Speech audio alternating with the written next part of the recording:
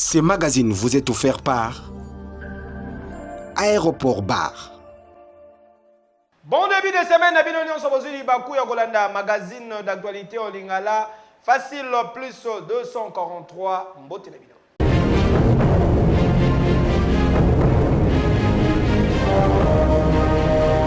Chef de l'État Félix Antoine Tshisekedi Tshilombo a participé à qui week-end et de qui n'a sommet il y a Jevan. Reportage.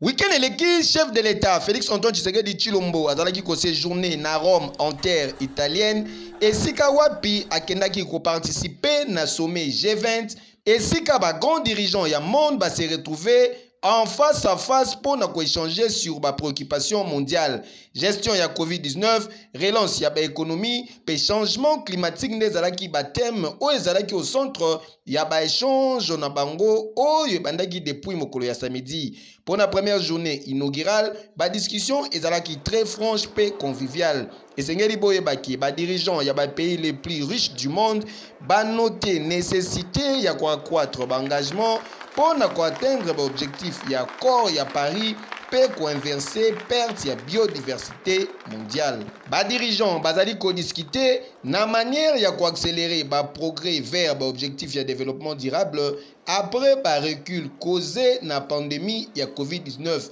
Kasi sengeli boye balisusu ke grâce ya plaidoyer oyo président en exercice ya Union africaine, président de la République démocratique du Congo, Félix Antoine Tshisekedi asalaki Afrique eko bénéficier na engagement ya G20 pour na ko mobiliser 100 milliards de dollars américains par an fin na 2025 pour na ba pays en développement. Boende zalaka. Yo. Vice-premier ministre, ministre des Affaires étrangères, Christophe Lutundu, la salle de restitution sur sommet. Il y a Jevan, vous avez des détails. Il y a eu également la question de la gestion, la relance des économies après la pandémie, plus particulièrement des économies africaines. Et pour cela d'ailleurs que le président a fait quelques interventions en tant que président de l'unité de l'Union africaine. Il y a aussi d'autres problèmes que j'appellerais connexes par rapport à ce que j'ai cité, le problème de la sécurité à travers notre continent, le problème de la dette des pays en voie de développement, et le problème de la pauvreté en général. Avec le secrétaire général des Nations Unies, ils ont passé en revue tous les grands dossiers de l'heure au niveau des Nations Unies. Évidemment, ils sont revenus encore sur la pandémie de la COVID-19, la question du vaccin, aussi bien en termes d'approvisionnement qu'en termes de capacité de production. Ils sont aussi revenus sur la question de la dette, de ressources à mettre à la disposition des pays africains pour la relance. Ils ont abordé aussi la question du Soudan, avec ce qui se passe. Il y a eu un coup d'État militaire. Il y a aussi la question du Tigré, c'est-à-dire de ce qui se passe entre l'Éthiopie et le Tigré. Et à ce qui concerne la RDC, par exemple, la question importante de la sécurité à l'est du pays. Avec le Premier ministre italien, c'était presque dans la même lancée, avec certains problèmes bilatéraux, notamment le procès de l'ambassadeur Attanasio Lucas, les investissements italiens en RDC et aussi la question de la sécurité à RDC pour voir dans quelle mesure très rapidement l'Italie peut revenir dans notre pays comme dans le temps avec des investissements pour participer à l'œuvre de reconstruction nationale à laquelle s'attellent les chefs de l'État et le gouvernement. Président de la République du Congo, Brazzaville, Denis Sassou Nguesso Yambaki, cardinal Fridolin, Ambongo, Basola Guinini, vous aurez détaillé. Entretien entre président de la République du Congo, Brazzaville, Denis Sassou Nguesso, prélat catholique, ezalaki kokota na cadre ya consultation permanente sur situation église sur les deux Congos. Archevêque ya Kinshasa pe président ya Senko, cardinal Fridolin Ambongo ayaki week-end eleki ko échanger na Denis Sassou Nguesso sur ba question ya paix sociale oyo ezali credo pour l'église catholique. Son avis, son sage avis par rapport à ce que nous sommes en train de vivre, et j'espère que ça pourra beaucoup nous aider dans le sens de la recherche du vivre ensemble, la consolidation de la paix sociale, etc. Mais en même temps, je suis aussi archevêque de Kinshasa, je suis cardinal de la Sainte Église catholique. C'est aussi l'occasion pour moi d'échanger avec un chef d'État sur la situation de l'Église, que ce soit l'Église du côté de Congo-Kinshasa ou de ce côté-ci. Pour moi, ça fait partie un peu de ma responsabilité d'échanger et voir dans quelle mesure nous pouvons collaborer ensemble pour le grand bien de notre peuple. Na oetali paix sociale na République démocratique du Congo, son éminence cardinal a évoqué qui actualité politique oyo ezali marqué na investiture ya ba membre ya CENI à propos ya marche prévue le 6 novembre na mboka pour protester contre désignation ya Denis Kadima na tête ya CENI. Cardinal Fridolin Ambongo atalisaki boye. La paix sociale pour nous c'est très important. Quelles que soient nos revendications, quelles que soient nos frustrations, nous ne devons pas perdre de vue qu'il y a une valeur fondamentale que nous devons toujours sauver, c'est la paix sociale et le vivre ensemble. Esengeli boye baki son éminence Fridolin Ambongo azali cardinal depuis le 5 octobre 2019. Kejo.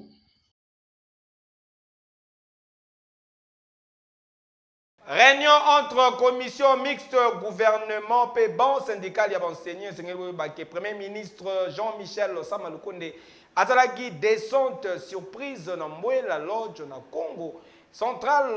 David Kalamba azalaki wana.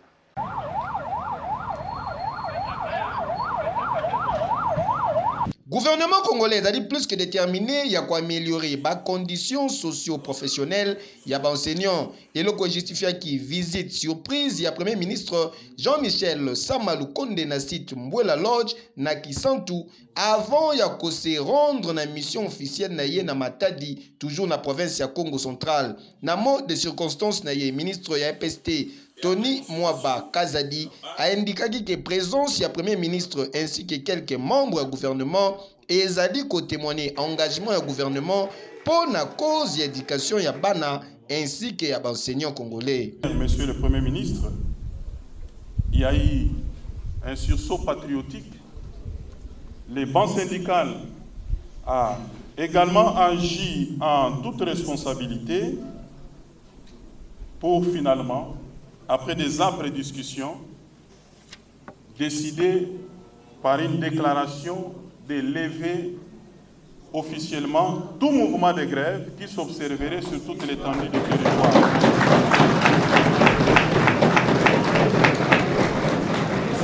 Suspendre ou lever, je crois que les effets sont les mêmes.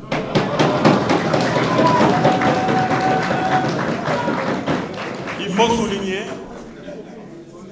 que ceci n'est pas un échec pour les bancs syndicales, n'est pas non plus un aveu de faiblesse du côté du banc syndical. Ils ont tout simplement témoigné qu'ils sont aussi congolais et ils comprennent aussi les réalités du pays. Ils ont essayé de faire également un geste de bonne foi. Prenant parole, le Premier ministre Atalisaki que l'éducation est configurée parmi les instructions du président de la République, Félix Antoine Tshisekedi Tshilombo. Les missions données au gouvernement que je dirige, particulièrement avec la priorité dans le secteur de l'enseignement et la gratuité de l'enseignement. Le rappel de l'importance du secteur pour garantir le développement de ce pays. La responsabilité personnelle en tant que produit du système éducatif congolais. Et le vœu de voir ce lieu où tous les regards de la République, de tous ses parents sont tournés, avec le désir de voir leurs enfants étudier en toute quiétude, de voir les choses évoluer dans le bon sens, dans un secteur qui se veut complètement apolitique. Juste après la concertation, des déclarations, il y a des syndicats provinciaux et nationaux et Salamaki pona kotalisa ke grève ezali suspendu pe bacour ezongi normalement.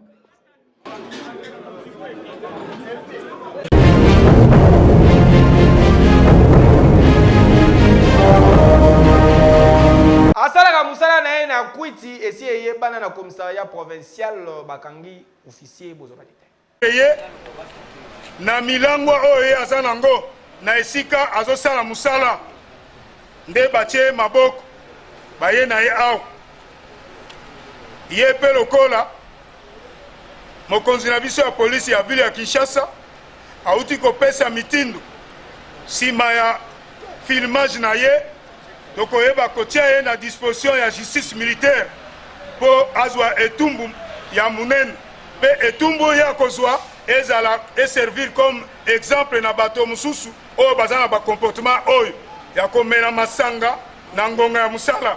Commissariat urbain ya district ya Tchangu, la police ekumbamaka na colonel bienvenu basalaki bouclage munene na quartier 3 tozali bongo na commune ya Masina ba résultat emonani Beni Mukidi reportage. Parmi bakoin oyo ezalaka na insécurité makasi na partie est ya ville ya Kinshasa, quartier 3 ya commune ya Masina ekozanga te. Yango nde sous commandement ya colonel bienvenu, commissariat urbain ya la police ya district ya Tchangu bakendaki pona kosala bouclage na butu ya lobi eleki tala résultat. Bakangi mutu nyonso azalaki suspect pe bayaki na bango awa. Na tongo commandant ya district ya Tchangu le colonel bienvenu akitaki sur place a interrogeaki moko na moko kasi parmi bango pe ba innocent bazalaki pe bazalaki kolakisa preuve que asalaka musala na ye po ba relâcher ye sans condition. Neti ka ya mwana mobali oyo ye aza na ye agronome yoka lisolo. On a parti aérienne, on a parti souterrain. On a tout mis au cas arbre d'arbre de parti. Vous avez agronome. Ngas ko na zo kina langa la plantation nga eza ko arbre d'arbre de parti. Magistrat yo ka o ga so di pona nini. Mususu pe aza artiste comédien asali démonstration Bolanda. Mokonzi na pressé les sira okendeza te ya liboso na afana bandaka koluna nazo banana na hymne national depuis biso baluba tozwaki bokonzi bakamie sokoma na chiluba ezalaka moto elongwa ekoma wewa ebanda démarrer camvre elongwa ekoma démarrer chambui na pipi ya moto elongwa ekoma démarrer kapinga debu congolais na français comme na chiluba et comme yemba madebu tatouan ine mamuwai ine tatouan kazadi kadebu mutombo wai mukuna wai evariste bo chape zokande parmi ba oyo bakangaki pede moko bazalaki wana yoge lokoyo papa biso le bika le ko za musika oboti mo ba se ka boti ko ba de force mo na bimeli ata ba na basi na boti ba za bongote ndeye mo na voyage pe siko mo na prista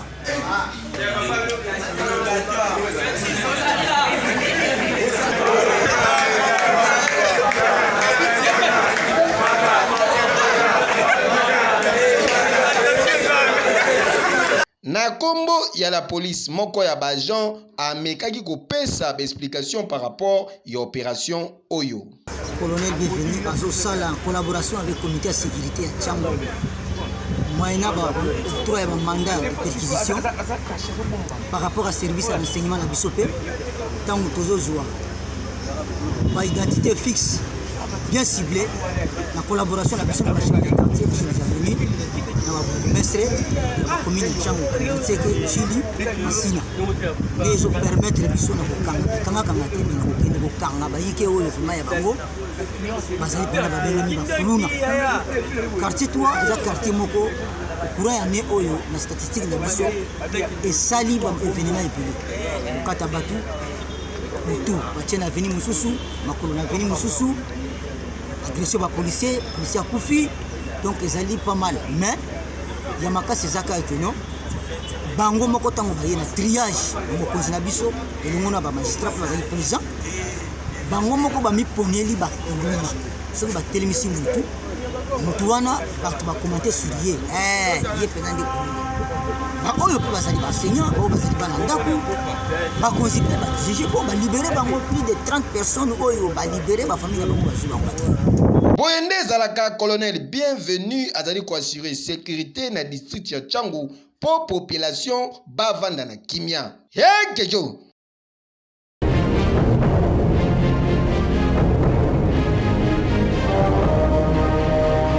olingi ozalisa manifestation na yo esika ya sur ya kitoko ya qualité esi eyebana salle de fête bon rêve na commune ya Lingwala. Kinshasa yokelanga nanu eloko oyo ya boye nanu ezala te poto ekiti na Kinshasa groupe Gérant de l'Éternel bamemeli bino salle de fête bon rêve bijou ya kitoko boye cadre idéal pour na ba manifestation na bino nyonso avec l'équipement de dernière génération, service ya qualité assurée, pe personnel qualifié pour na ko servir bino. Ezala pour na ba fête ya mariage, anniversaire, ba conférence, manifestation politique, séminaire kutu jemuke, sonorisation et kuba. Bokanisi esili te et bongo soki otali ba chambre de luxe pardon yako samba ezate na salle de fête bon rêve électricité eza assurée 24 heures sur 24 heures avec parking moko sécurisé. Pour la réservation topé plus de précision bokoki ko benga na ba numéro ezali affiché otuninga adresse salle de fête bon rêve ezwami na numéro 171 ya avenue Kabalo na croisement Willery topé soki okomi déjà na rond-point Willery oza mobimba. Salle de fête bon rêve mbatambuta ya mokolo oleki bango qui du mieux epesa zuwa teo ekeyo bana Kinshasa bakosa bino te bobatela eloko oyo État de veloterie na ba condition ya kitoko grâce à cybercafé Ben Lobich. Kinshasa tangu ya vérité ekoki olingaka kokende mboka ya Joe Biden mboka ya Oncle Sam États-Unis d'Amérique occasion yango yoye ba cybercafé Ben Lobich bafongoli ba porte na bango po na masolo etali DV Loterie yoka bien DV Loterie ezali kobanda officiellement le 6 octobre oyo kino le 9 novembre 2021. Papa, maman, jeune fille, jeune garçon, étudiant, commerçant, les cas déjà mbango et pas professionnel ya masolo ya DV Loterie veut dire ba cybercafé Ben Lobich pokuna oza déjà na 1000 chances ya ko gagner. Pour na ko participer na DV Loterie, même passeport biométrique na yo en cours de validité. Soki pe oza na yo na passeport te komi tungisa te pour na Ben Lobich solution ezawana. Oleki mangu na cybercafé Ben Lobich oyo ezwami en face Hôtel Phoenix na bon marché kuno kokute équipe bien formée avec ba professionnels qualifiés bango ba ko aider yo pona ko remplir ba formalité nyonso avec ba norme. Bala Kinshasa topesi bino merci ezali ngai ndeko na bino Ben Lobich ba cybercafé Ben ozana posa ko participer na programme ya DV Loterie yaka na lombango boye ba ete DV Loterie ezali ko beta makaka na moto azali na passeport biométrique en cours de validité na yango wana soki ozana posa ko beta DV Loterie et que ozali na passeport te kimambango na cybercafé na biso ezali en face ya Hôtel Phoenix na bon marché équipe na biso ezali wana et ko accompagner pe ko sunga yo pour que o participer na DV Loterie na ndenge oyo esengeli selon les normes. Yoka lisusu eloko oyo oza na intérieur ya pays na ba province tope libanda ya mboka à travers numéro WhatsApp oyo ezali affiché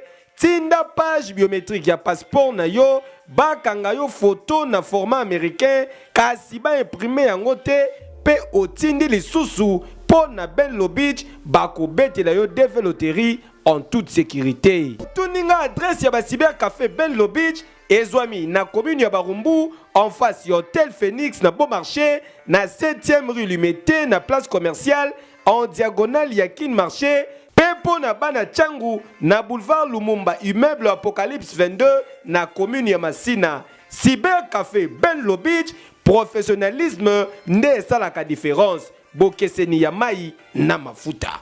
Ekeyo Ba mama e sekele ya molato esi eyebana ba boutique RH top model.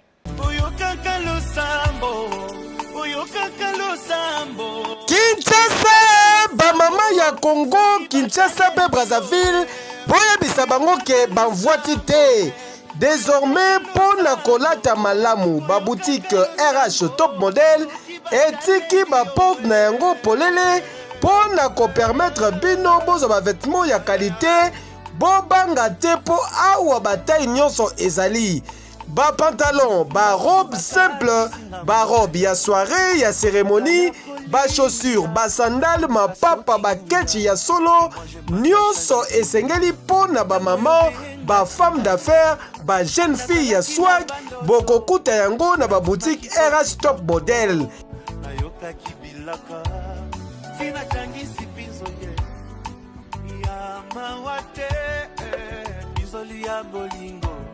Bona moto alokoti ngai oyokaka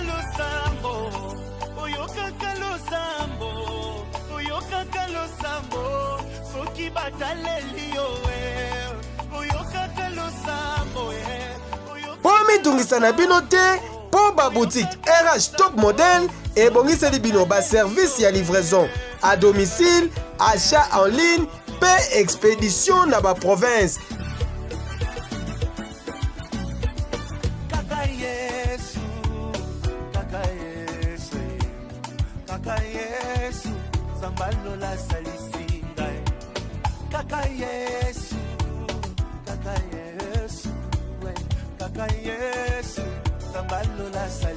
Chante avec moi, on y va. Jésus, Sambal de la Salicinga.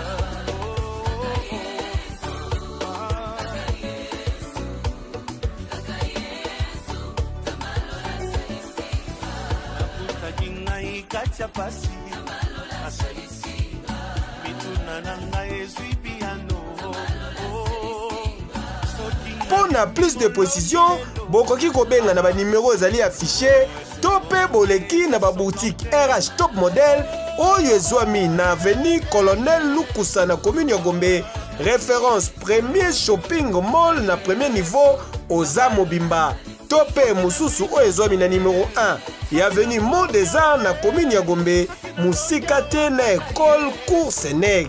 Kasi boboza na teke ba boutique RH top model ezali polele du lundi kino dimanche de 9h à 20h. Kasi dimanche na premier mall exceptionnellement de 13h à 19h. RH top model, vous rendre top, c'est notre devoir. Qui dit mieux? Que yo!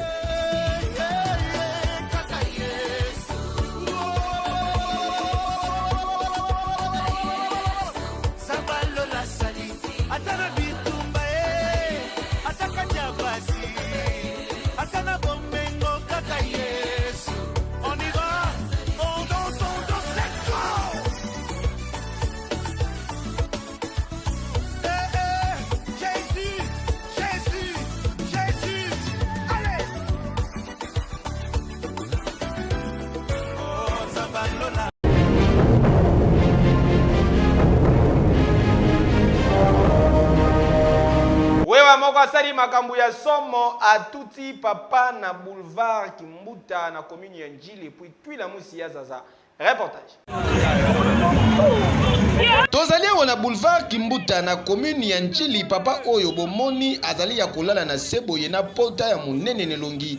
Ezapo muto taxi moto nde atuti likolo ya excès de vitesse. Vu âge ya papa akokaki ko résister te moto ebwaki etayo ko tuta mutu na bordure ndazoki boye. Mwana moto 100 mètres afongoli papa atikali na se baye ko tombola ete batie na mupanzi ndenge bozali komona boye yoka communication. Papa yoka ja prince ko tamota ti boye bangu atutie bino mo ko ja odonwa. La vitesse moto na bango malembe bati be okenda otuti mutu za na reconnaissance ozwa yo kemeta na hôpital oya sali bongo eza bien te tuti akimi papa na bete mutu na baoli. Heureusement la police ekomaki wana baye komema papa d'urgence na hôpital pour kanaye ekomaki déjà compliqué. kasi ezali malamu te po bamotar mosusu bazalaki wana kasi baboyi kolanda moninga na bango. Mais soki ezalaki mutuka nde etuti moto, imagine spectacle oyo tolingi kovivre awa na boulevard Kimbuta. Eya nini?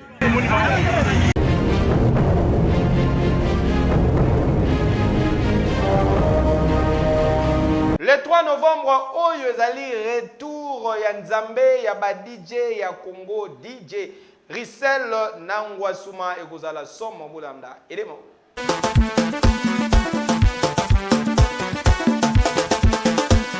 ozalaki kozela biso epai bomesana kozela tochange tokomi na bokoko bokolanda. Dola Star avec Sibino na manifestation monene oyo azali ko organiser na mois ya novembre oyo bozwa détail. Durer, kale les oies mumbe. Bana Kinshasa ya koloba mingi eza te bali koloba totombanga pasi. Abi maman na spectacle le 19 novembre.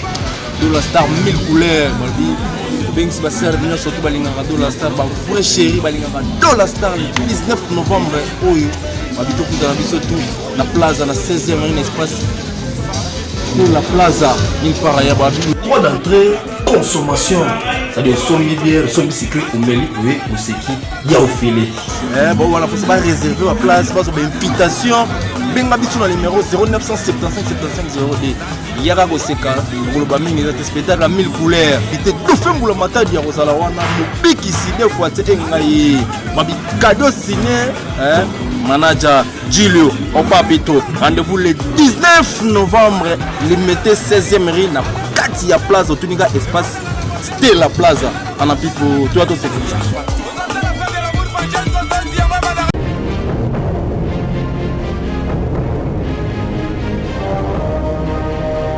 El Bledia, balobi Ipman ya ba villageois nyonso acoustique 10 à match en concert samedi 6 novembre oyo. L'espace Freebox na commune Yagombe. Reportage. Bon, Alfred Solo, yo bete guitare, ngala yemba. El Bledia, acoustique. Ah oui, bamouré, ya bonne musique, boza déjà ya kosepela. Pour samedi 6 novembre, oyo kozala somo avec acoustique.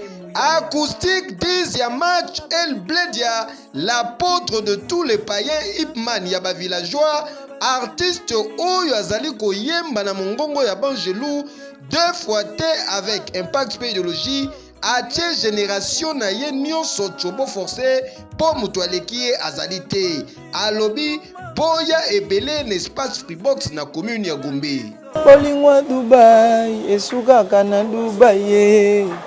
Bolingwa Turquie, esukaka na Turquie, eka WhatsApp. Hey, ta page, c'est la famille, c'est la grande famille de la musique congolaise. Ici c'est Acoustique 10 match. J'espère que vous avez compris et vous comprenez. Toza Wapi. Rendez-vous, c'est samedi 6 novembre. Tokuta na biso nyonso en espace Freebox.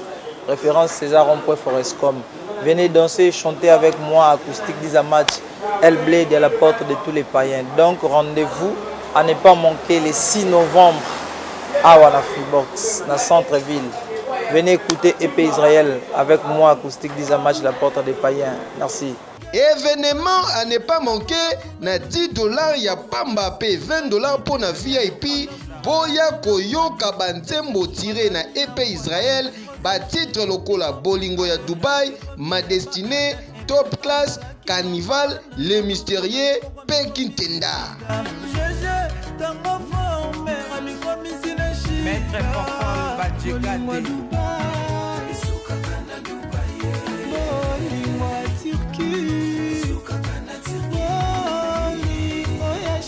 Patrick Mbongo Fassi.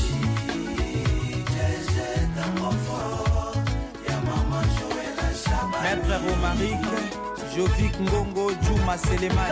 Un seul rendez-vous, samedi 6 novembre de 15h à 21h. Une seule adresse, n'espace Freebox au Ezwami na commune Yakombe. Référence Rond.Forescom au Zamobimba Oyo Wapi. Yekeyo! Les Anglais de Yolo, c'est le combat, maître Kaka, bâton. Jérémy Koumoula Ousmane, je finis la confiance, belle fidélité, Tokomi na suka ya magazine na bino d'actualité, all ingala facile, plus 243, Bamata Bakita, Baba Lukalamabele, na préféra na ngabino Gupesa. Merci na David Kalambai, Azalaki, Nassima ya caméra, Beni Mouki d'une équipe rédactionnelle, pourquoi pas Charles Mabunzo. Ba bébé, jamais na Boussa na bino, Eki. Ce magazine vous a été offert par Aéroport Bar.